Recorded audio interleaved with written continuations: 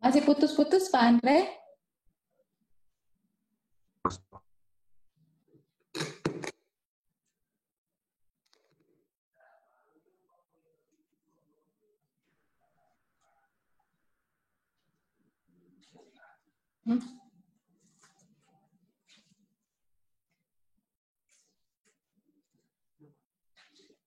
Coba di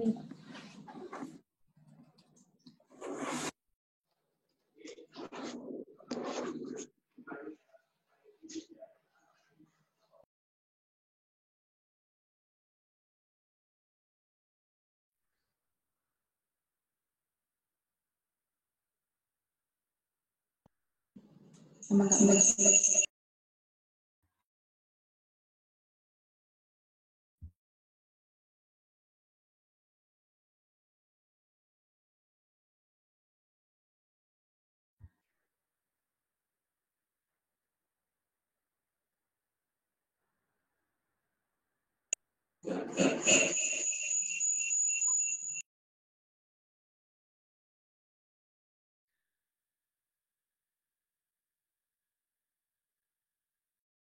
Tidak ada suara. Matikan.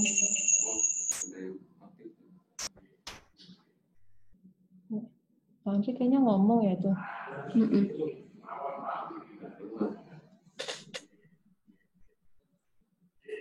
Coba dulu. Ya, ya Pak. Halo. Ya. Kedengaran bisa Pak. Malah Putus-putus Pak. Suaranya putus-putus Pak.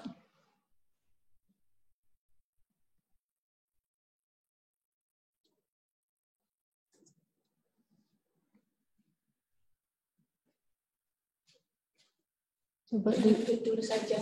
Hah? Dilanjut dulu saja. Oh, lanjut dulu saja ke Pak itu aja. Oke, baik, terima kasih Pak Andre. Sepertinya kita ada sedikit gangguan.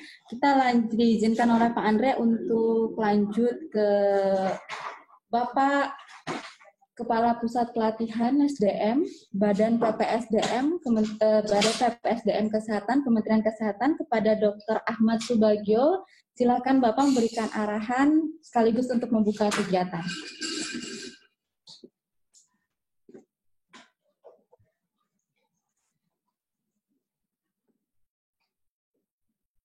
Baik, terima kasih Bu Madel. Kedengaran suara saya, Bu? Sangat jelas, Bapak. Baik. Assalamualaikum warahmatullahi wabarakatuh. Selamat pagi, salam sejahtera bagi kita semua. Yang terhormat Direktur Pusat Kebijakan dan Manajemen Kesehatan Fakultas Kedokteran Kesehatan Masyarakat dan Keperawatan Universitas Gadjah Mada, para Kepala Bapelkes, terutama Bapelkes Semarang yang memfasilitasi beserta jajarannya, para narasumber dan fasilitator, Widya Aswara, dan tentunya para peserta workshop pada kali ini, terutama yang dari rumah sakit yang berbahagia. Pertama-tama mari kita panjatkan puji syukur kehadirat Allah SWT, Tuhan Yang Maha Kuasa. Karena atas anugerahnya kita dapat sama-sama mengikuti kegiatan workshop online ini dengan tema aktivasi Hospital Disaster Plan berbasis Incident Command System dalam menghadapi pandemi COVID-19. Ibu dan Bapak yang saya hormati, seluruh rumah sakit yang telah terakreditasi semestinya sudah memiliki perencanaan penanggulangan bencana untuk rumah sakit atau Hospital Disaster Plan. Namun, karena dalam penilaian, dalam akreditasi hanya mungkin sekitar 20%, tidak jarang rumah sakit hanya sekedar membuat dokumen dan tidak sempat untuk mensosialisasikannya ke seluruh staf. Lebih lanjut, rumah sakit kadang tidak menjadikan ancaman bencana sebagai budaya yang harus dikenal dan diantisipasi oleh rumah sakit secara komprehensif. Hal ini juga terjadi di negara lain, di mana banyak rumah sakit tidak mencangka kejadian pandemi seperti COVID-19 ini. Mereka di negara besar pun rumah sakitnya kewalahan. Hal yang kerap menjadi masalah ketika terjadi bencana rumah sakit tersebut belum menerapkan dokumen perencanaannya. Siapa yang harus ditunjuk sebagai komandan lapangan, siapa yang akan bertugas secara operasional dalam bidang data informasi, bagaimana analisis risiko rumah sakit sebelumnya untuk perencanaan set hospital capacity bila menghadapi lonjakan kasus, bagaimana berkomunikasi dengan dinas kesehatan, dan bagaimana menanamkan pemahaman pada seluruh staf bahwa mereka harus mengikuti alur yang telah dibuat saat aktivasi tim bencana berlangsung.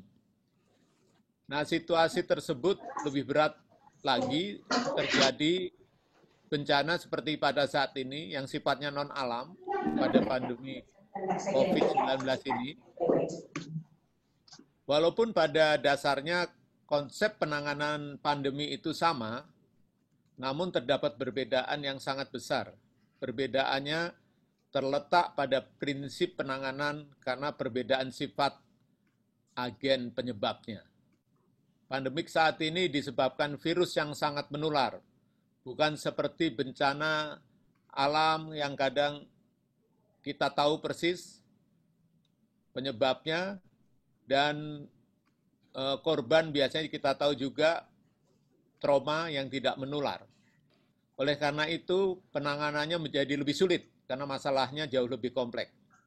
Semua rumah sakit yang pernah didampingi oleh teman-teman dari UGM ini, hospital disaster plan-nya itu belum memasukkan bila terjadi pandemi global seperti saat ini. Yang terjadi biasanya mungkin bagaimana kalau terjadi KLB, demam berdarah, atau lain-lainnya. Para peserta yang berbahagia mengingat peran rumah sakit sangat penting sebagai harapan terakhir bagi para pasien yang terkena wabah COVID-19 ini. Oleh karena itu, rumah sakit sebagai gawang terakhir harusnya dia bisa bertindak lebih canggih dalam arti pengobatan, sehingga harapan pasien yang dirawat di rumah sakit ini dapat sembuh. Namun juga harus disiapkan apabila terjadi lonjakan pasien seperti yang kami sebutkan di atas. Badan PPSDM Kesehatan, Kementerian Kesehatan melalui Bapelkes Semarang dan PKMK FK KMK UGM menggagas refreshing course ini dalam bentuk workshop online. Kegiatan ini terdiri dari rangkaian yang pertama, yang saat ini kita hari ini mulai adalah aktivasi Hospital Disaster Plan berbasis Incident Command System. Kemudian nanti ada workshop yang kedua tentang komunikasi dalam Incident Command System. Yang ketiga, membahas tentang logistik dalam Incident Command System, dan yang terakhir nanti ada simulasi manajemen penanganan COVID-19 di rumah sakit.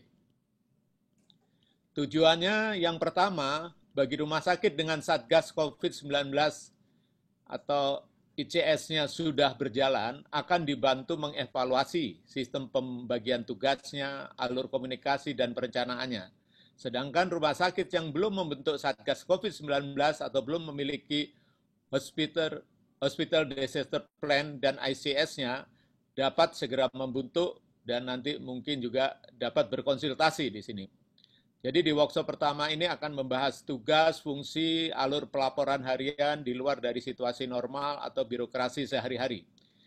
Tujuan kedua, rumah sakit diajak untuk mengaplikasikan alur komunikasi dari ICS-nya. Akan dibahas protap, SOP, alur yang digunakan bagi masing-masing rumah sakit. Diberikan juga inovasi penggunaan aplikasi yang lebih teratur daripada media komunikasi yang telah banyak digunakan seperti WA atau email. Tujuan ketiga, berdasarkan skenario yang ada di wilayah kerja masing-masing, rumah sakit diajak untuk mengidentifikasi kebutuhan merencanakan, mengkomunikasikan kebutuhan logistik sesuai kapasitasnya. Setelah melalui 3 workshop ini, rumah sakit akan diajak untuk melakukan simulasi online berdasarkan perhitungan rencana operasi yang sudah disepakati. Kami harapkan pada workshop periode pertama ini dengan topik aktivasi Hospital Disaster Plan berbasis Incident Common System dapat mendukung fungsi manajemen rumah sakit termasuk memfasilitasi rumah sakit dalam mengoperasikan dokumen rencana penanggulangan bencananya atau rencana penanganan COVID-19 ini. Peserta pelatihan sekalian yang saya hormati, kami menyampaikan terima kasih atas partisipasinya pada kegiatan ini dan tentunya kami juga mengucapkan banyak terima kasih pada berbagai pihak yang telah mendukung terselenggaranya workshop ini dari Pusat Kebijakan dan Manajemen Kesehatan Fakultas Kedokteran Kesehatan Masyarakat dan Keperawatan UGM dan terutama pada Bapelkes Semarang yang sudah memfasilitasi kegiatan ini. Pada kesempatan ini juga kami sampaikan bahwa Badan PPSDM Kesehatan siap memfasilitasi kebutuhan pelatihan terkait bidang perumahsakitan, terutama pelatihan-pelatihan di masa pandemi COVID-19 dengan metode online. Mohon apabila ada kebutuhan pelatihan dapat disampaikan kepada kami melalui Bapelkes Semarang atau pada Pusat Pelatihan SDM Kesehatan Badan PPSDM Kesehatan Kemenkes RI. Demikian yang dapat kami sampaikan. Dengan mengucap Bismillahirrahmanirrahim, kegiatan workshop kali ini saya buka. Marilah kita memohon kepada Tuhan Yang Maha Esa, Allah Subhanahu wa Ta'ala, agar berkenan memberikan bimbingan dan meridhoi semua usaha yang kita lakukan ini. Wassalamualaikum warahmatullahi wabarakatuh. Terima kasih, Bu Madel. Subagio.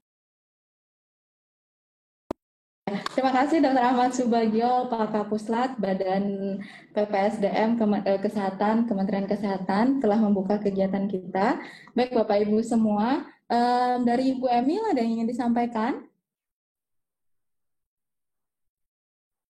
Oke, baik. Bapak Ibu, saya perkenalkan juga Bapak Ibu yang sudah mengunjungi ke website bahwa selama kita kegiatan ini itu akan ada 3 orang fasilitator, ada 4 nanti totalnya.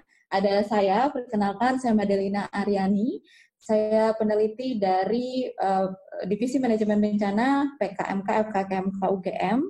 Kemudian nanti dari UGM juga ada Ibu Happy Pangaribuan yang akan bertemu Bapak Ibu pada minggu kedua, ketiga.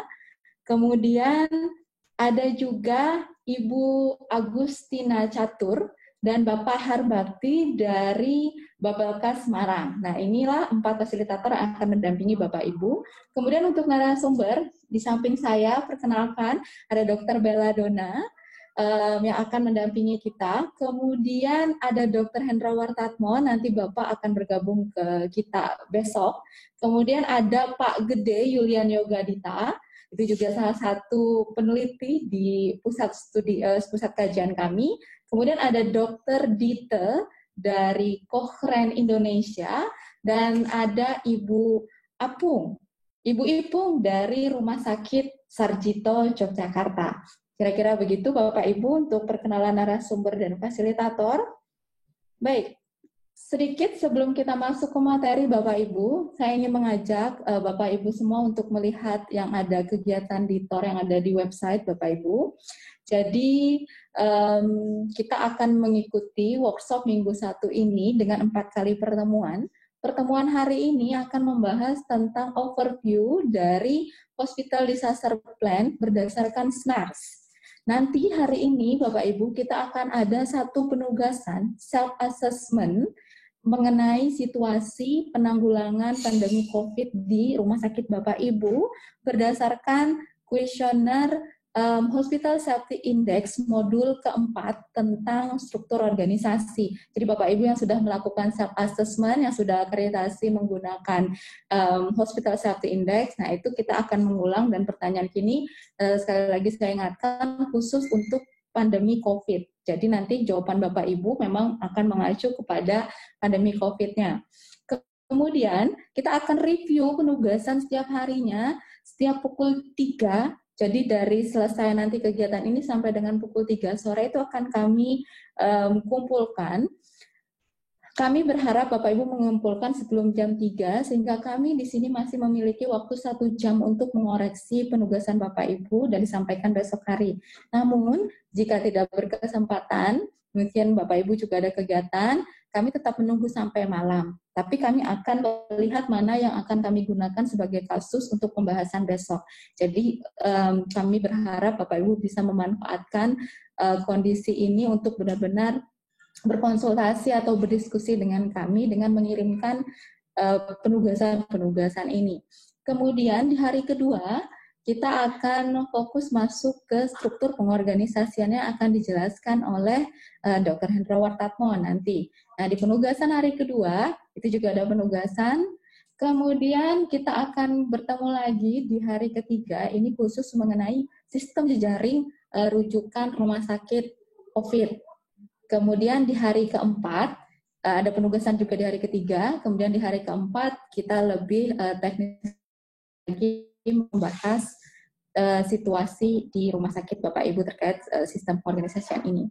Dan setiap penugasan setiap minggunya itu berkaitan dengan minggu lainnya. Jadi minggu kedua nanti Bapak Ibu akan masuk, kita dampingi untuk masuk ke penguatan alur komunikasi. Nah, nanti dari struktur pengorganisasian atau struktur komando yang sudah kita revisi atau kita perbaiki ini, itu nanti akan diperdalam alur komunikasinya. Baru nanti minggu ketiga kita akan bertemu untuk penguatan logistiknya, perencanaan logistiknya, dan minggu keempat kita akan melakukan simulasi daring. Kira-kira seperti itu bayangan bagi Bapak Ibu sampai dengan nanti minggu keempat, artinya kita 1 bulan untuk bertemu. Baik, kami sangat apresiasi hingga saat ini Bapak Ibu telah mengirimkan evaluasi pre-workshop dan kuesioner survei singkat, nanti akan coba kami bacakan.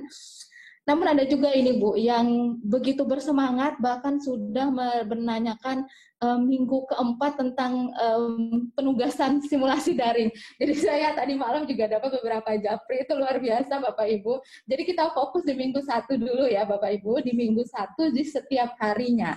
Jadi jangan lirik dulu ke hari kedua dan lirik hari berikutnya. Jadi kita fokus setiap hari. Jadi kira-kira seperti itu.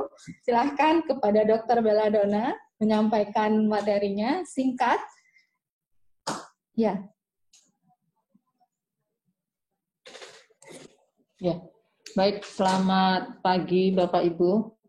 Saya akan membuka biar kelihatan. Ya. Dari awal Mas. Slideshow. Baik, terima kasih Bapak Ibu sekalian. Jadi pagi ini, hari ini kita akan diskusi mengenai Hospital Disaster Plan. Jadi ini kita bukan melatih menyusun Hospital Disaster Plan, tetapi refreshing. Jadi dalam artian mungkin saya yakin Bapak Ibu sudah memiliki Hospital Disaster Plan. Tetapi bagaimana sih sebenarnya Hospital Disaster Plan ini pada saat pandemi COVID ini, apakah masih bisa digunakan? Atau harus mengganti? Atau mungkin seperti apa? Jadi ini yang akan kita diskusikan bersama-sama. Dan kali ini Hospital Disaster Plan-nya, karena mungkin sekitar, saya lupa 3 minggu atau bulan kemarin ya, kita ada diskusi bersama-sama dengan KARS, dan SNARS ini juga sudah ada perubahan, yaitu SNARS edisi 1.1. Hah? Nggak apa-apa, Ibu lanjut. Ya, SNARS edisi 1.1. Jadi kalau yang sebelumnya itu SNARS edisi 1 dan berdasarkan kebutuhan dari COVID sehingga KARS ini menambah atau merevisi sehingga ada SNARS edisi 1.1. Baik, kita akan mulai. Belum muncul ya, Mas? Hah? Ya, sebentar saya Bapak Ibu ke WhatsApp materinya jadi Ibu bisa lanjut. Oke, jadi aku pakai ini aja kalau gitu ya.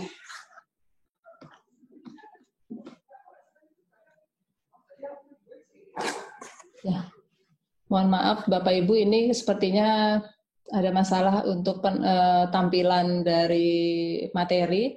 Mungkin kalau Bapak Ibu sudah mendownload atau melihat dari website itu, saya teruskan saja ya.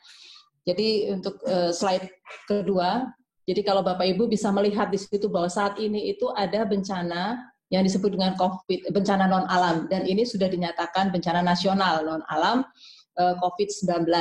Nah, akibat dari bencana ini maka terjadi pandemi. Nah, dikarenakan pandemi ini, kebutuhan dan banyaknya pasien ini terjadilah lonjakan pasien di semua beberapa rumah sakit. Lonjakan pasien yang terkait dengan COVID-19 karena kita tahu bahwa masyarakat juga panas sedikit atau apa sedikit itu sudah pikirannya sudah oh ini COVID nih ya gitu ya. Jadi sehingga terjadi lonjakan pasien. Nah, harapannya dalam lonjakan pasien ini Bapak Ibu di rumah sakit yang sudah memiliki hospital disaster plan ini bisa diaktifkan. Kemudian bagaimana dan kapan hospital disaster plan ini bisa diaktifkan dan kebutuhannya sebenarnya kenapa kok hospital disaster plan ini harus kita aktifkan. Jadi di hospital disaster plan ini sebenarnya di dalam kebutuhan rumah sakit seluruhnya sebenarnya sudah ada di SNARS edisi 1 untuk akreditasi ya, sudah banyak di sana. Nah, untuk di sini saya hanya mengambil sedikit saja, artinya SNARS edisi 1.1 ada 2. Sudah? Ya, oke. Ada 2, yaitu di PPI 8.3 yang saya ambil. Sebenarnya di PPI ini semua banyak ya, jadi dari PPI 8, 8.1, 2.3 itu semuanya ada khusus untuk pasien infeksi. Tetapi yang saya ambil di sini hanya yang 8.3, yaitu regulasi outbreak infeksi.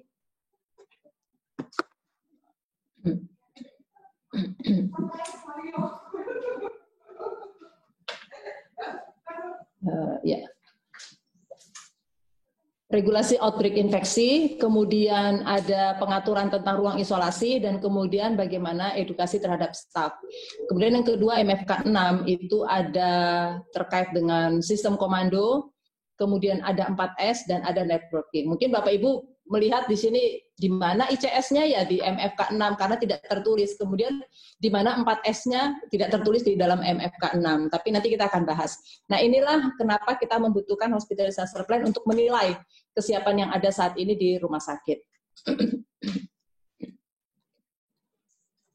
Nah, kalau kita bicara standar MFK 6, ini menyebutkan bahwa rumah sakit mengembangkan dan memelihara program manajemen disaster untuk menanggapi keadaan disaster serta bencana alam atau lainnya yang memiliki potensi terjadi di masyarakat. Nah, di elemen penilaian, disinilah kita mulai membahas satu persatu. Jadi rumah sakit mempunyai regulasi manajemen disaster, meliputi butir A sampai I pada maksud dan tujuan. Jadi kalau sebelumnya di SNARS edisi 1, itu butirnya hanya A sampai H. Mungkin Bapak Ibu melihat ya, jadi ada menentukan jenis dan konsekuensi bahaya, menentukan integritas struktural saat terjadi bencana, menentukan peran rumah sakit, menentukan strategi komunikasi, kemudian mengelola sumber daya dan sumber alternatif, kemudian mengelola tempat pelayanan klinis dan pelayanan alternatif, menetapkan peran dan tanggung jawab staf, mengelola konflik antara tanggung jawab pribadi staf dan tugas di rumah sakit, dan tambahannya pada edisi SNARS edisi 1.1 itu adalah partisipasi rumah sakit dalam tim bencana daerah terhadap Dinkes, BPBD, atau fasilitas kesehatan lainnya. Nah, ini yang menjadi tambahan. Kemudian yang kedua, rumah sakit mengidentifikasi bencana eksternal dan internal. Kemudian yang ketiga, self-assessment, tadi yang sudah disampaikan Mbak Madel. Kemudian mempunyai ruang dekontaminasi. Dan ini sekarang diaturkan juga bahwa ruang dekontaminasi ini harus dibuat di luar dari ruang triase, tidak di dalam ruang triase. Nah, yang dibutuhkan sekarang ini adalah Bapak Ibu sudah mengidentifikasi dulu bencananya bahwa saat ini ada pandemi, dan kemudian kita melihat bagaimana sih sebenarnya kesiapan rumah sakit. Nah, terutama yang kali ini di Hospital Disaster Plan memang lebih banyak mengulas tentang regulasi manajemen dari A sampai butir I tadi. Nah, di dalam regulasi manajemen ini nanti ada terbagi dua, ada medical dan ada manajemen. Kalau medical itu terkait dengan triase, kemudian terkait dengan treatment, kemudian transport. Nah, mungkin untuk yang ini karena COVID kita bisa menyebutkan transport dan transmisi. Kemudian untuk manajemen support itu ada command, kemudian ada safety, ada komunikasi, ada assessment juga di dalamnya. Nah, ini sebenarnya semuanya tergabung ada di regulasi manajemen A sampai I tadi ini. Nah, kalau kita bicara tentang regulasi, artinya rumah sakit itu sudah membentuk tim bencana. Nah, ini nanti rumah sakit silahkan melihat sendiri apakah sudah memiliki tim bencana, atau mungkin saat ini memiliki HDP, kemudian ada tim bencananya, tapi ada lagi tim gugus COVID-nya sendiri. Nah, ini nanti kita akan bahas bagaimana ini, apakah memang terpisah atau digabungkan atau bagaimana. Kemudian bentuknya seperti apa. Kemudian apakah Bapak Ibu rumah sakit ini sudah masuk di dalam SK tim bencana daerah. Jadi kalau misalnya gugus tugas di daerah sudah ada, apakah rumah sakit Bapak Ibu masuk di dalamnya, termasuk di dalamnya. Kemudian atau masuk juga di dalam klaster kesehatan. Jadi kalau dinas kesehatan memiliki tim bencana atau gugus tugas, apakah rumah sakit juga masuk di dalamnya sebagai bagian dalam SK tersebut. Nah, ini masuk di dalam, kalau yang tadi kita sebutkan ada 4S, inilah salah satu 4S tadi. S yang pertama yaitu tentang sistem, bahwa ada kebijakan, ada sistem yang dibangun di dalam rumah sakit. Kemudian dari butir A, ini menentukan jenis yang mungkin terjadi, konsekuensi bahaya. Kalau selama ini, saya yakin Bapak Ibu sudah melihat ya, jadi kalau bencana-bencana yang ada, bencana alam selama ini, apa sih jenis bahayanya? Biasanya di rumah sakit itu kalau nggak banjir atau kemungkinan gempa, ya hal-hal yang selama ini bencana alam. Nah, kemudian ini nanti jenis bahaya ini masuk di dalam peta bencana. Kalau di daerah, misalnya tadi Bapak Ibu sudah masuk di dalam SK daerah, maka Bapak Ibu akan memiliki peta bencana hazard mapping daerah. Nah, ini bisa kita hitung, bisa kita lihat dari menghitung analisis risikonya. Jadi probability-nya, dampaknya ini bisa terhitung. Nah, kalau di rumah sakit itu selama ini menggunakan HPA. Tetapi HPA ini juga bisa juga dengan HSI sekarang. Di SNARS itu kan sekarang menggunakan HSI, Hospital Safety Index. Kemudian ada lagi ICRA, Infectious Control Risk Assessment. Nah, ini semua ini bisa menghitung pakai ini, dan kita melihat skenario di rumah sakit terkait COVID ini. Apakah bisa menggunakan HPA, HSI, dan ICRA. Nah, kemudian yang B ini menentukan integritas struktural di lingkungan. Jadi bentuk tim bencana tadi, kemudian pengorganisasiannya itu organisasi dari seluruh tim dan setiap bidang itu dibuat. Jadi komandan itu siapa yang membantu, kemudian operasional, perencanaan, logistik, dan administrasinya. Ini akan lebih jelas besok akan dibahas oleh Dr. Hendro terkait dengan sistem pengorganisasian ini. Saya hanya menceritakan sedikit saja bahwa dalam fungsi manajemen sistem komando itu ada 5. Jadi yang pertama itu ada komando, komandan. Ini adalah bahwa ada yang bertanggung jawab terhadap seluruh kegiatan yang terjadi saat ini. Jadi jelas ada komandannya. Kemudian yang disebut dengan operasional itu adalah pelaku. Nah, sebagai pelaku mereka menyelesaikan segala sesuatu terkait dengan COVID yang pada saat ini.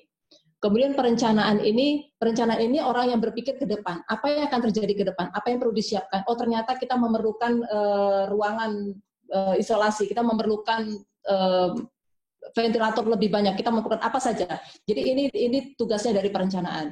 Kemudian dari logistik, ini yang paling penting bahwa tidak peduli bagaimana situasinya, tetapi logistik ini harus sudah bisa berpikir kemana dia harus memenuhi kebutuhan si bidang operasional tadi. Kemudian keuangan dan administrasi ini jelas sebagai pencatatannya, kemudian pembayaran dan klaim dan lain-lain.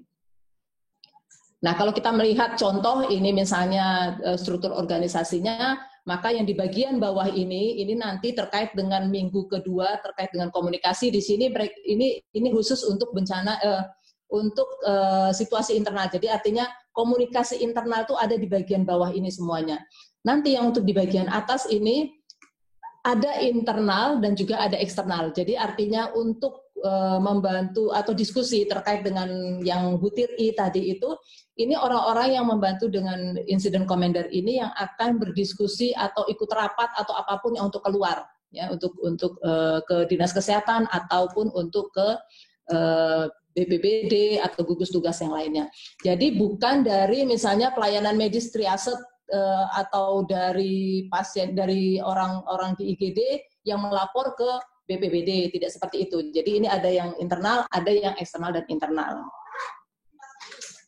Nah, ada satu koordinator relawan, ini salah satu kebutuhan juga kalau misalnya kita membutuhkan bantuan SDM, ini yang kita sebut dengan search yang kedua, yaitu staff untuk SDM. Jadi kebutuhan di rumah sakit apakah mengambil relawan dari luar atau antar rumah sakit atau apapun, artinya kalau terjadi lonjakan pasien, kebutuhan untuk SDM ini yang kedua.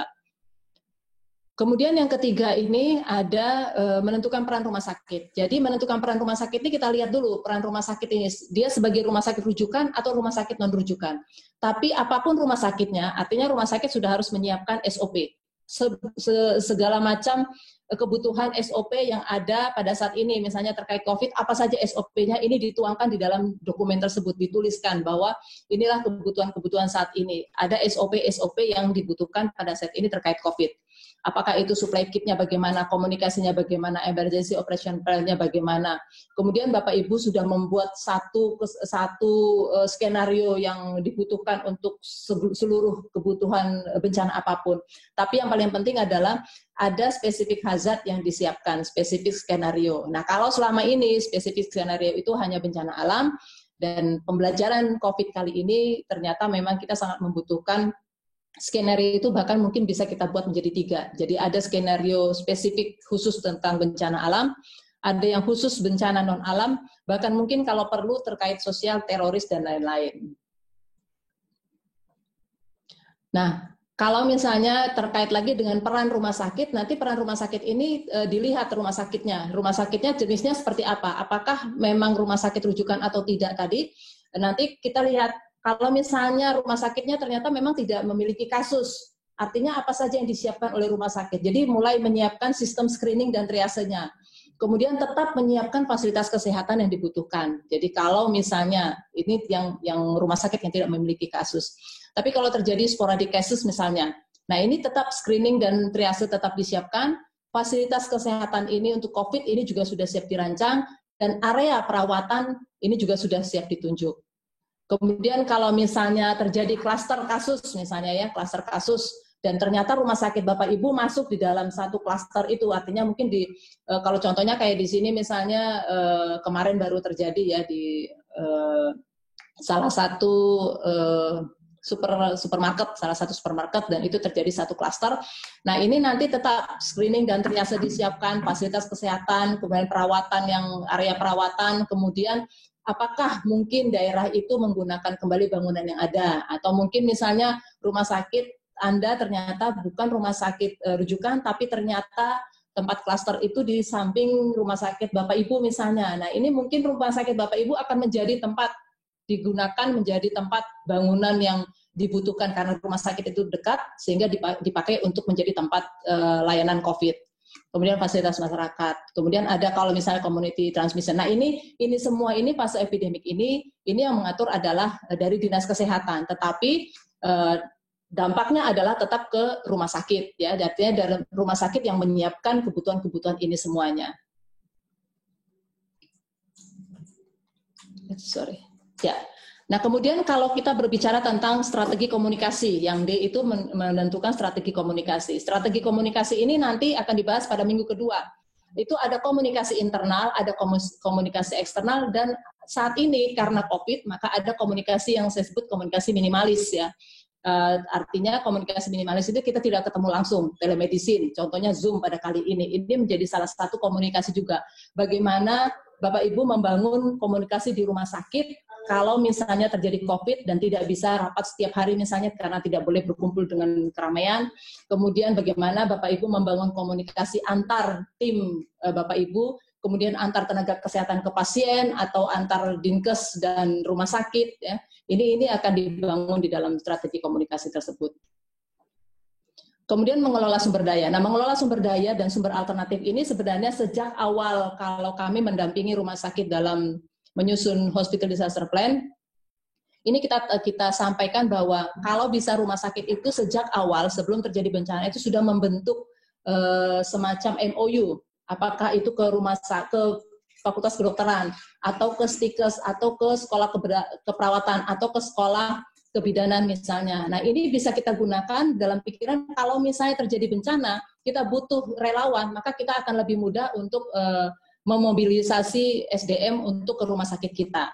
Nah, kalau terkait COVID, kalau misalnya kita sudah memiliki MOU, kita memobilisasi dan ada tambahan lain kalau untuk COVID. Artinya pemahaman COVID, edukasinya harus disampaikan, kemudian dilatih dulu, dan diberi keyakinan kepada si perawat atau si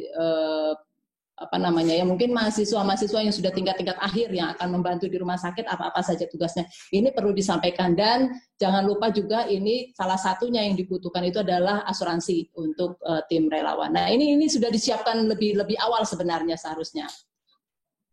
Nah, ini untuk search capacity untuk SDM dan juga untuk staff, untuk alat. Jadi sumber-sumber daya, sumber-sumber alternatif ini sudah kita siapkan sebelum terjadi bencana. Kemudian mengelola kegiatan klinis selama kejadian dan tempat pelayanan, ini juga artinya ada ruang pos komando yang disiapkan. Kemudian ada ruang triase, ini untuk OTG, ODP, atau PDP. Kalau dulu kita biasa menggunakannya merah, kuning, hijau, hitam. Nah, saat ini saya belum melihat ya apakah merah, kuning, hijau, hitam ini hijau misalnya digunakan untuk OTG, kuning untuk ODP, atau merah untuk PDP. Ini sampai sekarang saya juga belum melihat apakah di satu persepsi semua memahami tentang ini ya. Jadi orang lebih banyak melihat untuk merah, kuning, hijau ini hanya di bencana-bencana alam. Tetapi minimal pada saat ini di SNARS ini sudah disebutkan bahwa rumah sakit harus menyiapkan tempat-tempat ini tadi. Jadi kalau saat ini COVID, artinya Bapak Ibu juga sudah menyiapkan apakah itu OTG untuk wilayah hijau, disebut dengan wilayah hijau, disiapkan di mana, atau biasanya kalau OTG kan ada karantina di rumah misalnya ya. Nah, ini hal-hal ini yang sudah harus disiapkan, fasilitas ruangan-ruangan yang disiapkan oleh rumah sakit.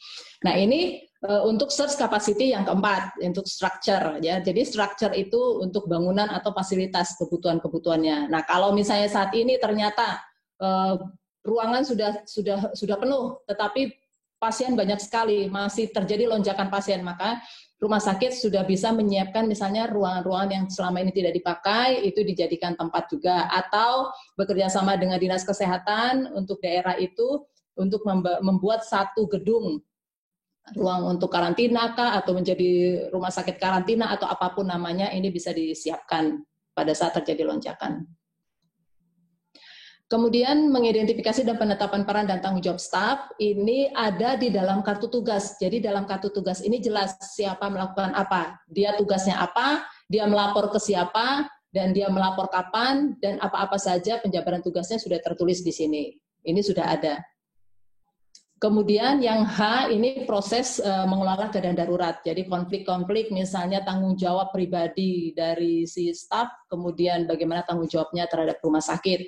Ini bisa kita lihat nanti misalnya bagaimana kita mengatur shift dari petugas kita agar tidak terjadi misalnya kelelahan, atau bagaimana kalau staf kita tertular, atau misalnya ternyata staf kita tidak bisa pulang ke rumah karena ditolak oleh lingkungannya. Kemudian bagaimana penugasan antar rumah sakit, kalau misalnya rumah sakit Bapak Ibu ternyata rumah sakit yang non rujukan, kemudian ada rumah sakit rujukan yang membutuhkan SDM, dan dari rumah sakit Bapak Ibu diminta untuk menugaskan perawat atau staf Bapak Ibu untuk dikirimkan ke rumah sakit rujukan. Nah, ini sangat dibutuhkan kebijakan direktur terkait untuk pengelolaan ini ya, sehingga tidak terjadi konflik. Kemudian, nah ini, jadi ini tambahan dari SNARS 1.1 itu partisipasi rumah sakit dalam tim bencana daerah. Jadi artinya rumah sakit ini juga berperan atau bekerja sama dengan tim gugus tugas yang ada di daerah, baik dengan dinas kesehatan, dengan BPBD, dan fasilitas kesehatan lainnya. Jadi kalau kita melihat ada Pemda, kemudian ada Dinkes Provinsi, otomatis dari Dinkes Provinsi pasti ada penugasan itu ke KKP dan juga Dinkes Kabupaten Kota. Nanti dari Dinkes Kabupaten Kota itu ke puskesmas dan klinik misalnya untuk melihat apakah pasien-pasien itu OTG, ODP, PDP ataupun PDP ventilator misalnya yang butuh ventilator. Ini nanti akan dirujuk apakah dia di rumah saja isolasi mandiri atau ke gedung karantina atau ke rumah sakit atau ke rumah sakit rujukan COVID. Nah, harapannya dari sini kalau misalnya ini dari puskesmas ini masuk ke rumah sakit ini sudah menyiapkan tim dari data dan informasi, mungkin LO-nya atau sekretaris atau humas yang akan memberikan kembali, misalnya data kepulangan pasien itu akan dikembalikan ke puskesmas. Sehingga puskesmas masih tetap bisa memantau pasien-pasien yang sudah pulang dari rumah sakit. Kemudian data SDM, kemudian mungkin berapa tempat tidur yang ada di rumah sakit, kemudian APD-nya seberapa banyak, alat-alat yang ada di rumah sakit semuanya, ini juga dilaporkan ke Dinas Kesehatan Kabupaten Kota.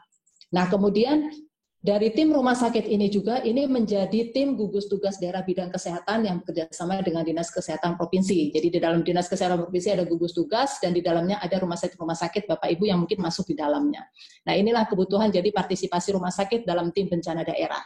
Ini yang belum ada diatur sebelumnya pada SNARS edisi 1.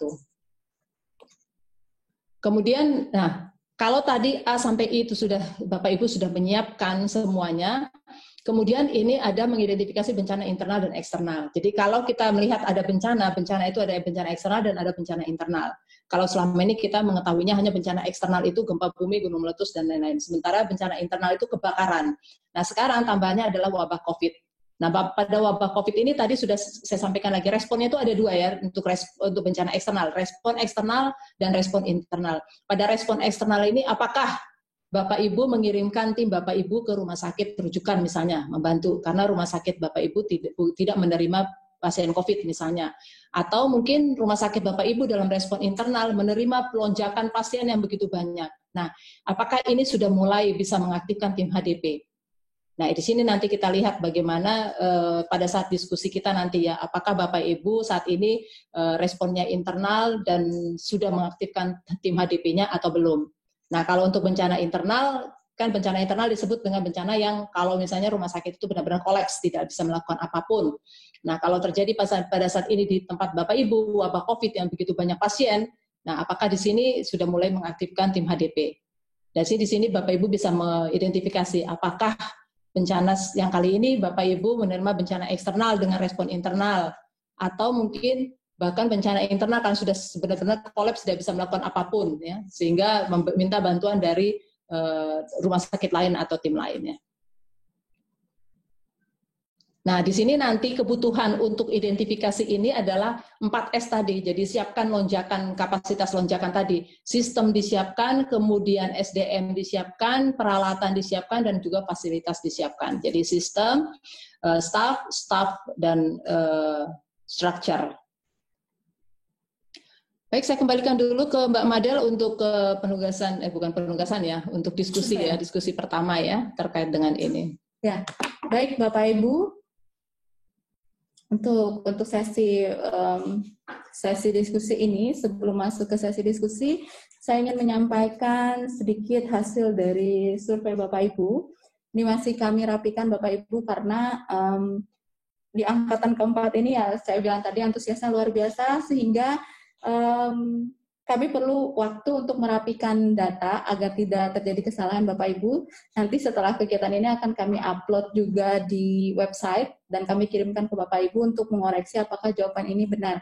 Karena ada beberapa rumah sakit, lebih dari 5 rumah sakit itu yang mengirimkan jawaban lebih dari 3 orang. Nah, jadi dan dari 3 orang ini jawabannya berbeda. Nah, ini yang perlu kita diskusikan lebih jauh. Jadi ada yang menjawab misalnya memiliki HDP, yang satunya menjawab tidak. Nah, ini kami sendiri tidak tahu.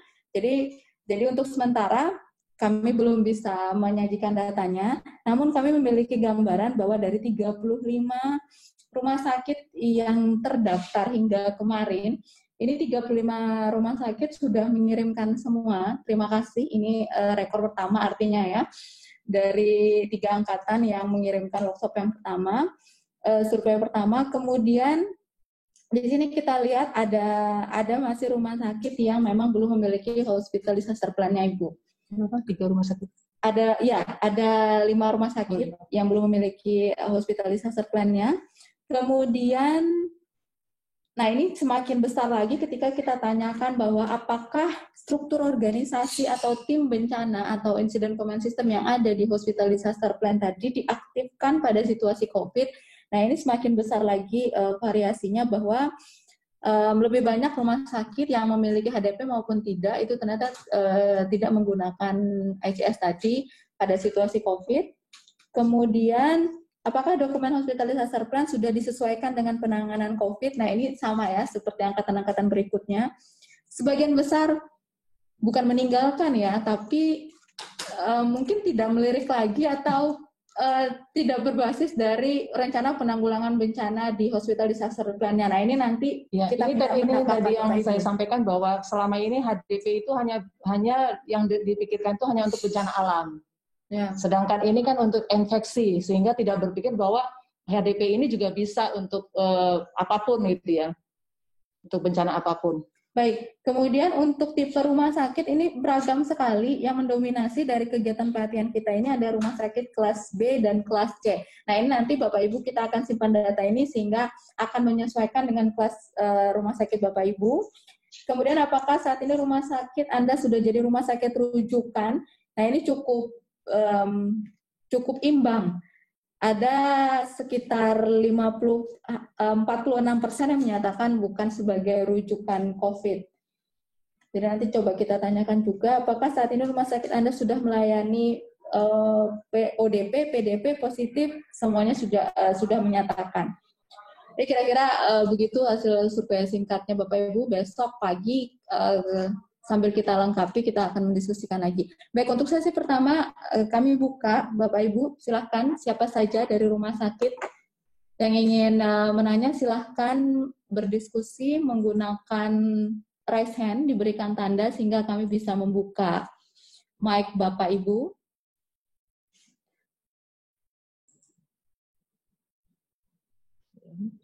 Belum ada? Silahkan Bapak Ibu diberikan tanda.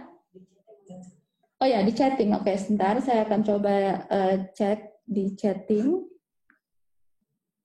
Ini ada dari Rumah Sakit Sari Mulia. Ini Rumah Sakit Sari Mulia dari Banjarmasin. Ini tempat saya. Ini apa kabar Banjarmasin? Mohon izin bertanya, instalasi gawat darurat telah mempunyai ruangan dekontaminasi sesuai dengan butir 1 sampai 6. Apa maksud dan tujuan? Bukan maksud. Tujuan? Pada butir 1 pada maksud dan tujuan. Iya. Ya. Pada maksud dan tujuan DAW. Boleh dibuka untuk Sari Mulia, biar langsung bertanya saja. Maksudnya apa pertanyaannya? Apakah ruang dekontaminasi masih berlaku? Iya. Ya, silakan Bapak Rian ya, dari Rumah Sakit Sari Mulia. Atau Ibu Risma ini ada beberapa. Jadi kalau kita melihat dari yang keempat itu kan untuk ruang dekontaminasi itu dengan butir 1 sampai 6. Apakah masih berlaku? Itu tetap masih berlaku. Jadi pada SNARS edisi 1.1 pun untuk ruang dekontaminasi ini tetap ada. Jadi itu masih tetap berlaku. Nanti silakan saja Bapak Ibu menggunakan ruang dekontaminasi ini dijadikan sebagai apa pada saat kalau COVID seperti ini. Ya. Apa di sini aja Pak? Ya, baik Bapak Ibu, sebentar ini Dr. Hendro mau bergabung. Ya. Kita semuanya pakai biru. Langsung ngomong ya? Iya, langsung ya, Pak. Jadi gini, tadi ada pertanyaan, apakah ruang dekontaminasi masih berlaku? Enggak. Itu saya mengingatkan begini, tadi jujur aja ya,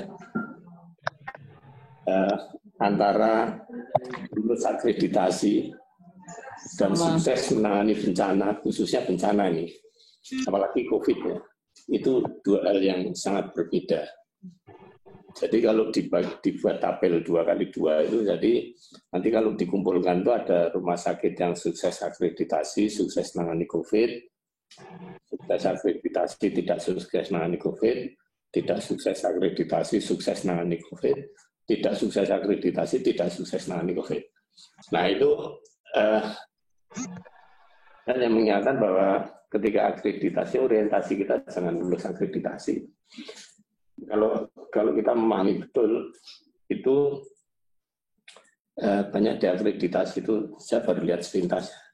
Ada hal yang bisa menyebabkan lulus akreditasi tidak lulus di dalam praktek. Itu karena begini, contohnya aja itu saya lihat itu ya, untuk Hospital Safety Index itu kan ada 3 itu, yang self assessment-nya itu. Ada 4 modul. Itu penilaiannya itu kan ada 3. modul. Jadi ada yang 0, sekian sampai itu kan self assessment. Jadi itu sangat tergantung itu. Padahal itu self assessment. Padahal yang sulit itu justru itu di self assessment itu. Kalau kita lihat itu form yang harus diisi itu banyak sekali itu. Nah kalau itu diserahkan kepada rumah sakit sendiri, nah kemudian ya tergantung rumah sakitnya, tergantung nanti. Kalau saya nggak tahu self assessment itu dicek lagi apa enggak.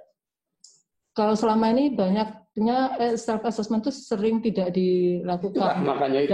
Dan yang kedua juga kadang-kadang melakukannya ya karena banyak sekali pertanyaannya. Jadi padahal di situ itu yang penting. Nah kembali ke masalah COVID-nya. Pertanyaannya apakah dekontaminasi itu masih berapa? Ya jelas masih, karena dekontaminasi itu untuk hazmat kok. Ya. Jadi itu kan beda lagi. Jadi ada disaster yang trauma ya, yang bencana alam, yang hasilnya trauma, ada wabah dan lainnya, termasuk hazmat, hazardous material itu ya. Nah itu kalau dekontaminasi itu. Nah untuk COVID itu belum disebutkan di situ. Terus terang aja, kekhususan COVID itu, yang wabah itu belum ada di, saya lihat belum ada di akreditasi. Jadi mengenai, kalaupun ada itu sedikit sekali. Kalaupun ada itu hanya kualitatif. Apakah sudah siap menghadapi wabah, sudah atau belum? Dan itu kan sebetulnya rintihan jawabannya bisa banyak sekali. Jadi pesan saya gini aja. Sekarang ini konsentrasikan dulu bagaimana bisa menangani COVID yang secara terencana. Jadi ada disaster plan, jadi itu nanti tertulis. Jadi penanganan COVID-nya ini nanti tertulis ini, khusus untuk COVID ini. Nah ini yang nanti justru akan, kalau sudah jadi, akan dibalik untuk menilai akreditasi yang akan datang. Ya. Karena terus terang standar akreditasi untuk COVID sekarang nggak ada. Ya. Belum ada. Ya, bahkan standar akreditasi umum pun untuk hospital disaster plan, saya pikir itu belum rinci banget ya.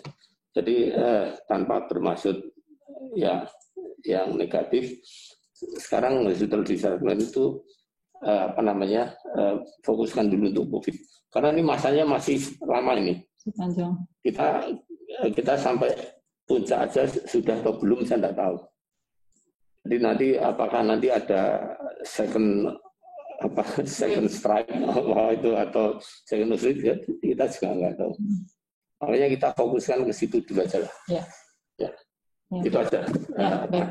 Ya, jadi artinya Bapak Ibu sudah melihat tadi ya. Jadi kalau misalnya kita berbicara tentang dari butir A sampai I tadi itu, kalau selama ini kita fokusnya itu hanya ke bencana alam, maka kali ini kita fokuskan ke bencana COVID.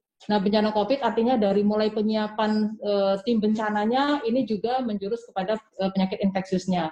Kemudian pada saat pemilihan atau penyiapan fasilitasnya juga untuk COVID terkait dengan, jadi memang yang banyak itu adalah di PPI ya, di SNARS itu di PPI 8, dari mulai PPI 1 sampai PPI 8 sampai 9 itu banyak semua khusus tentang infeksi. Jadi dari mulai penanganannya, dari mulai apanya semua banyak. Tetapi memang karena ini terkait dengan bencana, sehingga saya hanya mengambilnya itu di PPI 8.3-nya saja. Ini nanti yang berikutnya. Jadi artinya dari mulai Bapak Ibu sudah harus menyiapkan ruangan isolasi negatifnya misalnya, kemudian mengedukasi timnya, sehingga yang dibutuhkan saat ini adalah kalau kita tidak memahami edukasi terkait dengan COVID, sehingga kita tidak bisa melaksanakan tugas-tugas kita. Jadi artinya dari A dan sampai I tadi, butir-butir tadi itu, dari mulai Bapak Ibu menyiapkan semuanya itu masuk di dalam terkait dengan COVID. Jadi memang ini kita tracing terkait hospital disaster plan apakah jadi mungkin ini yang membuat orang-orang tidak melihat hospital disaster plan Pak, sehingga saat ini COVID ya udah COVID sendiri, hospital disaster plan tidak dilirik. Padahal sebenarnya di dalam hospital disaster plan itu sebenarnya ada yang sudah harus disiapkan. Nah, kalau sekarang COVID artinya dari hospital disaster plan tadi itu kita lihat mana-mana yang memang kita butuhkan untuk COVID saat ini, seperti itu. Jadi fokusnya lebih ke COVID. Jadi area dekontaminasi ya memang dibutuhkan. Hanya karena itu ada dalam hospital disaster plan dan bencana alam, jadi area dekontaminasi ini tidak dilirik sama sekali, yang sebenarnya bisa digunakan ya Pak ya, area dekontaminasi itu. Ya, jadi kalau sekarang, kalau saya pikir sekarang ini kita fokus ke COVID dulu. Cuma COVID ini jangan lepas dari HDP, Man. Ya. Jadi secara umumnya itu kan sudah ada di hospital disaster plan. Ya. Tetapi yang untuk COVID ini harus dirinci. Ya. Walaupun itu belum ada yang menilai. Ya. Sekarang kan tidak ada yang menilai. Ya. Standarnya saja belum ada. Ya. Padahal itu berbeda sekali. Misalnya aja, ya itu tadi, misalnya saya mengenai treatmentnya untuk COVID itu berbeda dengan yang sudah pernah terjadi di SARS dan flu babi atau apa itu kan sangat berbeda. Gitu. Ya. Oke, baik Bapak Ibu, ini ada pertanyaan satu lagi. Sorry, saya tambah satu lagi. COVID itu mau tidak mau itu bukan hanya urusannya rumah sakit. Ya. Tapi ya kita fokus saja yang di rumah sakit. Tapi memang rumah sakit itu punya tugas eksternal. Ya. Jadi misalnya jemput pasien COVID atau ngantar pulang, tapi di ADP-nya itu kita fokusnya yang apa yang harus dikerjakan rumah sakit. Kalau apa yang sudah dikerjakan di luar rumah sakit, di puskesmas atau screening di terminal itu dinasihatkan. Ya. Itu dinasihatkan dengan puskesmasnya. Gitu. Ya. Baik, ada pertanyaan dari Rumah Sakit Abdul Muluk Lampung dari Pak Eko Harsono. Selamat siang dokter. Di rumah sakit kami, IGD-nya ruang isolasinya harus melewati ruang-ruang yang lain. Saat ini kami membuat alur tersendiri untuk COVID-19. Bagaimana? Apakah dibenarkan? Itu bukan dibenarkan, harus. Itu jawabannya bukan tanya, itu harus dibedakan. Harus dibedakan. Karena itu ada seperti saya tahu, ya memang itu nanti ada orang yang langgar atau petugas yang langgar karena nggak tahu bisa saja. Jadi yang saya tahu di salah satu rumah sakit swasta itu ruang COVID-nya itu di belakang. Ya dia bikin jalur dari belakang. Jadi dia bikin jalur dari belakang supaya kalau masukkan pasien ke ruang isolasi atau mengeluarkan pasien dari ruang isolasi itu lewat belakang. Cuma poli COVID-nya di UGD itu kalau bisa jangan kalau saya tahu itu dibangun di sebelah UGD yang aksesnya mudah, tidak usah lewat belakang. Karena kalau UGD kan selalu di depan. Kalau dia dibuatnya di belakang UGD, ya mesti dia harus lewat bikin jalan lain. Tapi kalau itu dibuatnya di samping UGD kan, ya. Baik. Pak Eko Suharsono dari RS Abdul Muluk Lampung, tahan dulu karena ini nanti silakan kita bahas pada hari ketiga ya. Pada hari ketiga dan lebih detail nanti di minggu ketiga, tapi di hari ketiga sedikit kita akan melihat bagaimana rencana Bapak Ibu untuk menghadapi situasi seperti ini di rumah sakit Bapak Ibu. Kita tahan dulu, kita tidak buka mic-nya.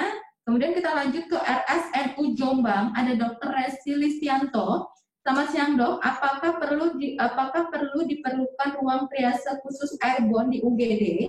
Melihat pasien corona bisa berubah sifatnya dari droplet ke aerosol, di mana ruang airborne dikhususkan apabila pasien mau direncanakan tindakan yang beresiko menimbulkan aerosol. Gini setahu saya, itu kan prosedur trias ya. Ya. Jadi ketika orang itu ke UGD pertama, itu dia sudah dapat tugas, dia dia mau diarahkan ke UGD biasa atau ke UGD yang ke arah COVID. Ya itu aja. Iya, baik. Ya, jadi itu kalau di SARS-CoV kita bisa lihat itu policovid-nya itu ada di bawahnya, ada di sampingnya, beda satu gedung sedikit, hanya turun 15 meter lah. Gitu. Baik, silakan RSFU Jombang, Dr. Esi untuk dibuka mic-nya.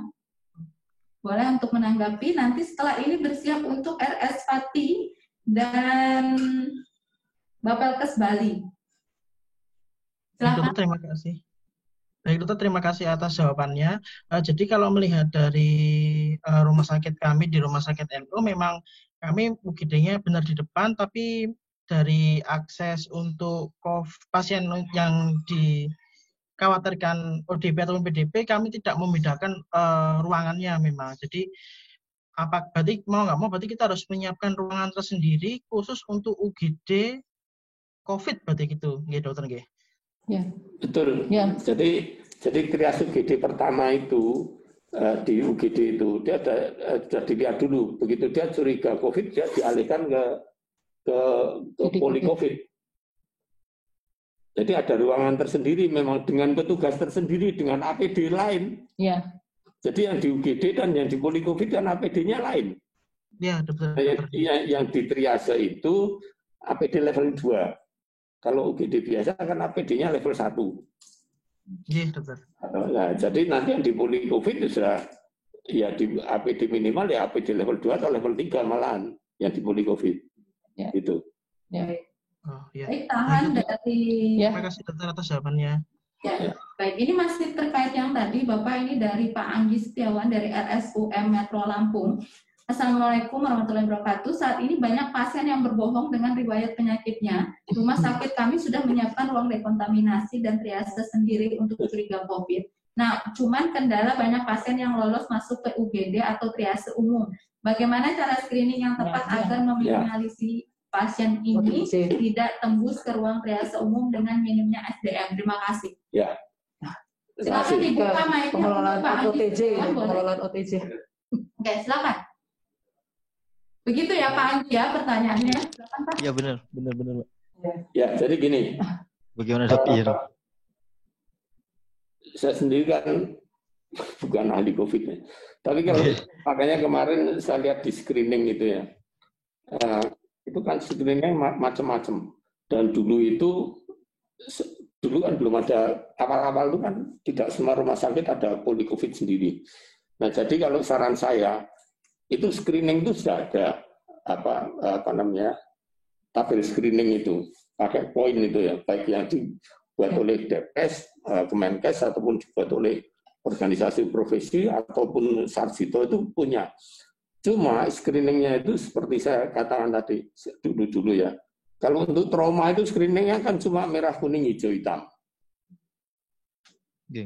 Dengan pertimbangan meriksa ABC yang bisa dilakukan secara cepat. COVID tidak bisa, kalau OTG tidak bisa. Nah, jadi kalau sekarang kalau mau kalau mau praktis, kalau saya pasien itu dan panas itu sekarang sudah tidak jaminan. Jadi kan nomor satu ya paling periksa panasnya dulu ya. Semua orang yang mau masuk UGD atau poliklinik periksa panasnya dulu. Kemudian di poliklinik itu setahu saya ada screening, ada formulir screening. Walaupun itu nanti bisa dibohongi, tapi itu ada Anda pernah dari luar kota dan sebagainya. Nah di UGD karena ini sudah lebih jelas lagi. Kalau sekarang ya kalau saran saya supaya tidak bisa dibohongi kalau dia yang masuk UGD cek lab sama foto toraks. Syukur kalau mau rapid test, kalau mau operasi.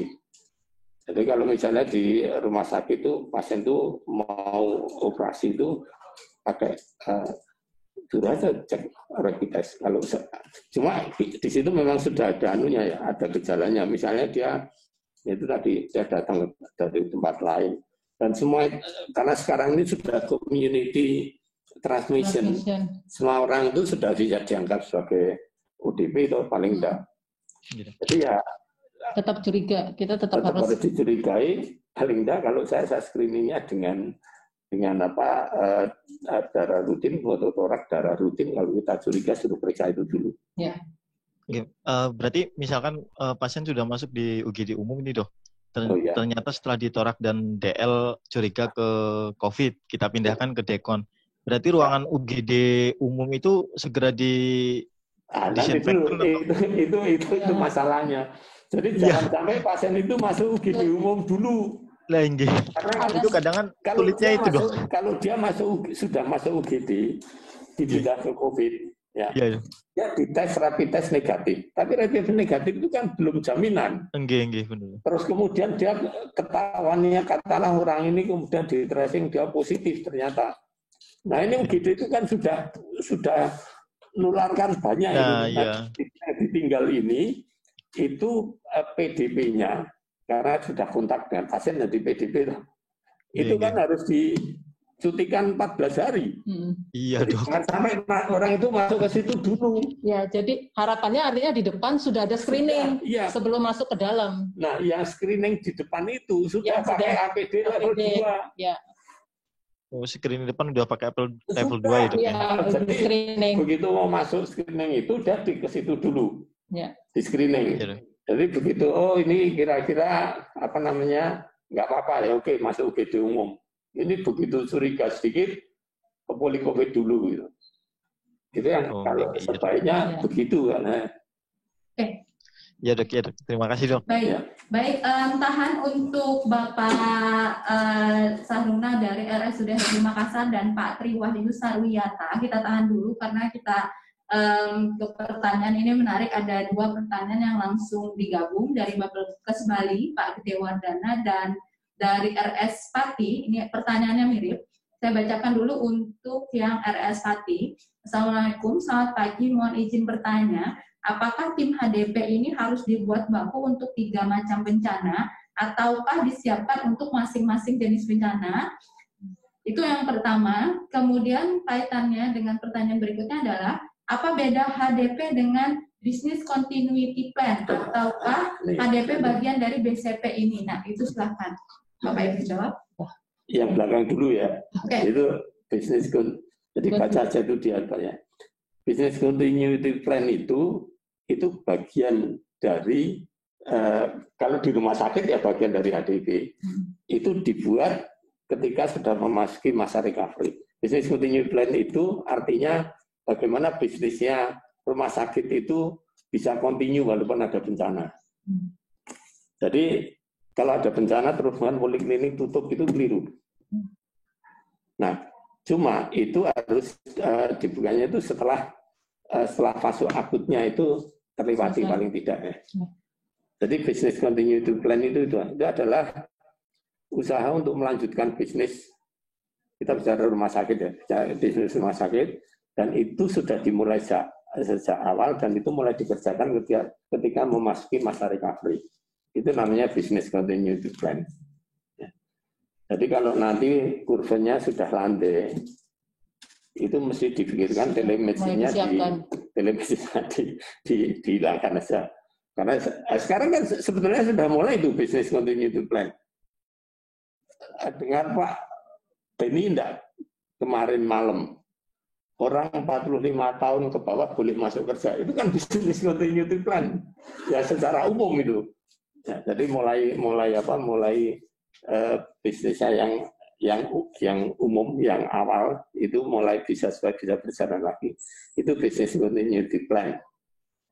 Nah, kalau timnya itu apakah HDP itu timnya dibagi 3? Ya enggak, karena itu kan enggak mungkin tiga-tiganya itu kalau tiga-tiganya terjadi bersama ya sudah, itu bencana luar biasa.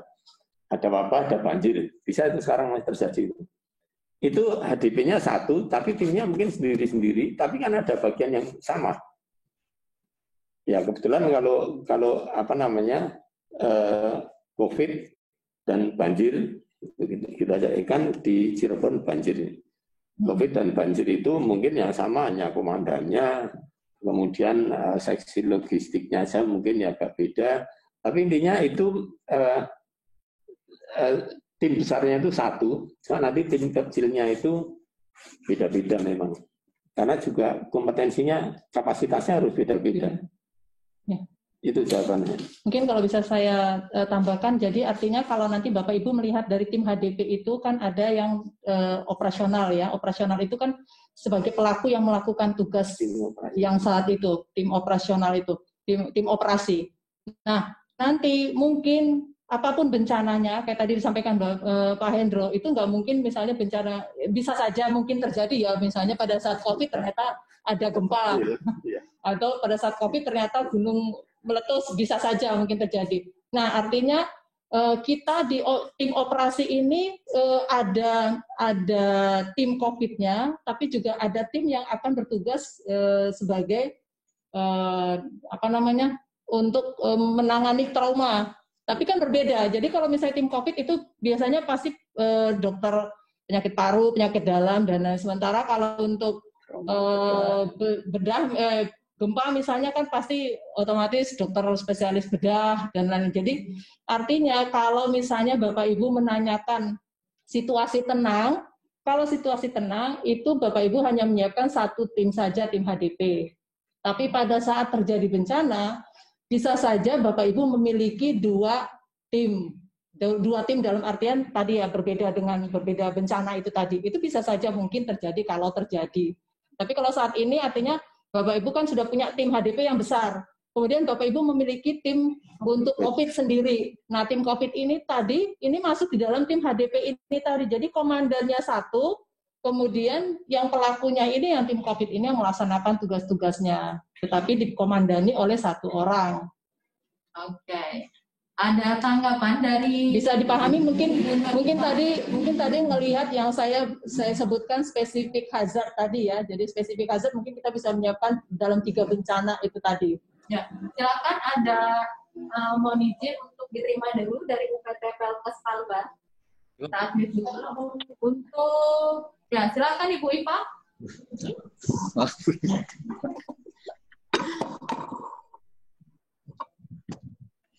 Baik, terima kasih, Dok. Halo, Dok. Ya. Halo. Ya, silakan, Bu. Halo. Terima kasih, Dok, atas jawabannya. Jadi kita kalau misalnya di rumah sakit kami itu kan rumah sakit kecil tipe C ya, Dok. Kalau misalnya orangnya itu sama, apakah itu juga bisa kita operasionalkan sebagai tim kalau misalnya ada bencana tertentu gitu. Kalau misalnya kita hanya punya satu tim yang sama di rumah sakit. Ya. Bisa. Jadi begini. Dengar ya? Ya, dengar. Ya. Jadi gini.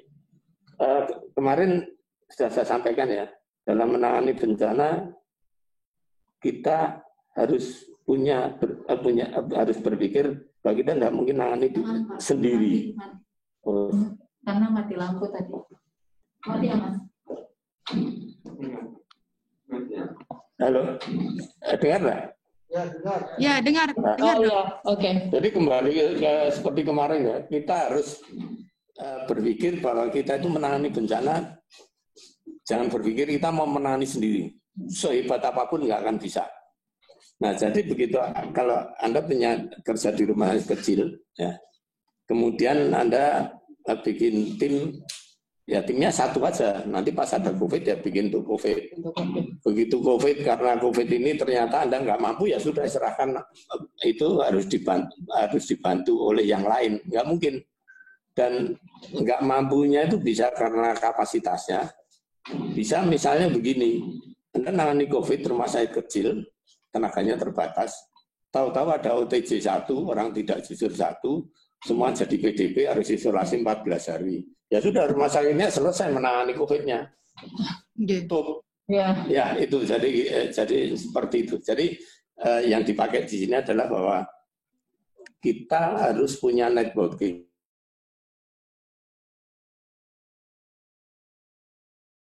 Baik, Dok. Terima kasih, Dok. Ya, jadi networking tadi itu terkait dengan kesiapan selama ini ya. Kalau misalnya sebelumnya sudah punya kerjasama dengan sekolah keperawatan, dengan rumah sakit atau dengan apapun, itu bisa menambah menjadi surge capacity masuk ke sana. Tadi itu bisa.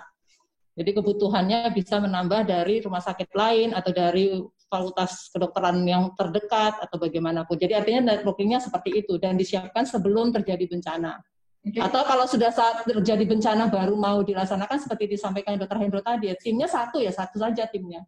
Oke. Baik, Bapak Ibu kita tahan dulu. Kemudian ini singkat ya dari Pak Saruna Majid dari RSUD Haji Makassar, karena masih ada materi sedikit dari Dr. Bella sebelum kita akhiri.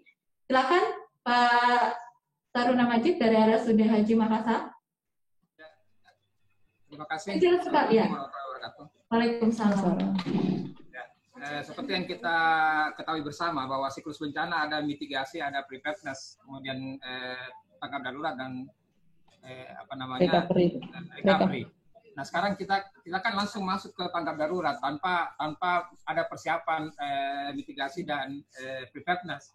Karena kita mendapat kasus pandemi ini sebenarnya kita sudah bisa deteksi pada awal masuknya di Cina, tapi kita terlalu lengah, terlalu mungkin terbuai, sehingga kita tidak menyiapkan preparedness. Sehingga kita langsung dihadapi dengan masa pandemi dan tanggap darurat. Nah, sekarang yang ingin saya tanyakan, kembali kita memperkecil kondisinya di rumah sakit masing-masing. Nah, kondisi terburuk, karena kita selalu harus berpikir kondisi terburuk.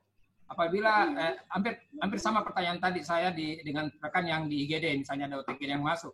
Nah, kemudian saya perbesar sedikit konteksnya, kalau misalnya ada rumah sakit kita sebagai rumah sakit penyangga, kemudian kita menerima pasien umum, dan ternyata banyak pasien umum yang datang, karena mereka tidak mau datang lagi ke rumah sakit yang menangani COVID, hanya datang ke rumah sakit umum yang tidak menerima COVID.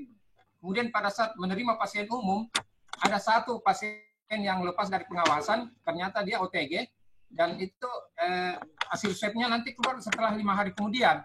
Artinya dia positif dan saya rasa sudah melakukan transmisi ke kemana-mana. Itu termasuk di ruangan perawat, mulai dari IGD, ruang perawatan, semua petugas laboratorium dan radiologi. Nah, antisipasi apa yang kita harus lakukan? Pencegahan apa yang kita lakukan apabila terjadi seperti itu? Artinya dalam kondisi tersebut berarti satu rumah sakit ini bisa kolaps dong, tidak menangani pasien ini. Ya, upaya apa yang harus kita lakukan? Jadi gini, masuk pandemi. Pertanyaan bagus sekali. Jadi pertama kalau mengenai preparedness, sebetulnya WHO sudah, Pak Presiden sudah menyatakan tanggap darurat COVID pada tanggal, lupa saya bulan tanggalnya, tapi itu pada Februari. Kasus COVID kita pertama di sini Maret di Indonesia. Nah sebetulnya antara Februari sama Maret itu harusnya preparedness. Ya, kita tidak usah bicara ke belakang, kenapa tidak preparedness, ya udahlah. Oke, sekarang kita tanggapi ya. Kemudian yang kedua sekarang masalah ini. Kalau di rumah sakit itu ada OTG yang lolos, ya, kemudian dia baru ketahuan 5 hari kemudian, apa yang terjadi? Ini kan harusnya sudah ada kriteria yang kontak, itu close kontak atau enggak. Jadi misalnya hari Senin OTG ini masuk ke pasien umum, kemudian dia Jumat ketahuan positif. Nah ini kan mesti di tracing selama OTG tadi di tempat umum, di tempat pasien umum tadi, dia close kontaknya berapa, yang tidak close berapa, yang close itu langsung diperiksa diperiksa. Nah, kemudian memang harusnya kalau idealnya itu yang close dan tidak close itu dikarantina, Bang. Dan itu 14 hari. Itu yang terjadi di Semarang, kok. Karena dia kebetulan pasiennya itu sudah di kamar operasi sehingga yang close kontaknya banyak sekali. Nah, untuk mencegahnya satu itu tadi, kita lebih tegas di screening awal. Jadi ada form screening di poliklinik umum itu harusnya ada form screening. Nah itu di situ kita harus lebih tegas. Makanya sampai saya berpikir nanti perlu diberi tambahan ya formnya itu. Jadi pasiennya itu tanda tangan. Demikian saya memberi penjelasan yang sejelas yang dengan benar. Kalau tidak bersedia dituntut secara hukum, apa kita harus sampai gitu saya tidak tahu. Tapi itu yang terjadi memang itu yang banyak terjadi. Oke, baik, Ya, terima kasih ya. Dr. Hendro, terima kasih Pak Majid. Kita Mungkin saya menambahkan sedikit tadi materi yang tadi kelihatan. Karena waktu kita sudah cukup habis, silakan Ibu Bella lanjutkan dengan materi selanjutnya. Kita akan mengakhiri sesi ini sekitar 5 menit lagi. Sudah muncul ya. Jadi mungkin menambahkan dari yang disampaikan Dr. Hendro, kalau dilihat di sini fase epidemik ya, jadi artinya kalau rumah sakit kita itu bukan rumah sakit rujukan atau menerima umum, tetap pada non kasus atau tidak ada kasus, tetap atur sistem screening dan triase. Jadi apakah kita itu rumah sakit yang menerima rumah sakit umum, tetap screening ini tetap kita siapkan. Jadi ini yang sudah disampaikan oleh WHO. Nah, kalau dinyatakan tadi persiapan sebelum tanggap darurat ya. Ini yang disebut dengan apa yang kita sebut budaya ya, budaya HDP ini ya. Betul. Budaya sebagai budaya, artinya kalau misalnya Bapak Ibu sudah memiliki hospital disaster plan, yang saya lihat beberapa pengalaman rumah sakit yang sudah memiliki hospital disaster plan, begitu mereka mendengar dari bahwa ada di Cina, kemudian sudah ada pasien gitu ya, tapi belum ada di daerahnya, ini mereka sudah mulai menyiapkan. Tim HDP-nya sudah mulai diaktifkan, kemudian sudah mulai dipersiapkan. Kalau terjadi di rumah sakit kita, maka kita sudah menyiapkan. Nah, inilah yang terjadi sebenarnya sebelum. Jadi, hospital disaster plan ini sudah kita siapkan sebelum terjadi bencana. Nah, pada saat tadi terjadi bencana, seperti sekarang, hospital disaster plan kita ini kita buka kembali, kemudian kita khususkan untuk ke COVID. Apakah itu mau menyiapkan apapun terkait dengan COVID. Mana-mana yang harus disiapkan itu sesuai dengan COVID. Jadi seperti sekarang kita refreshing tentang hospital disaster plan, tapi kita masuk mana yang memang harus disiapkan terkait dengan COVID tadi itu. 3 menit. Ya, oke. Saya lanjutkan. Nggak bisa, Mas.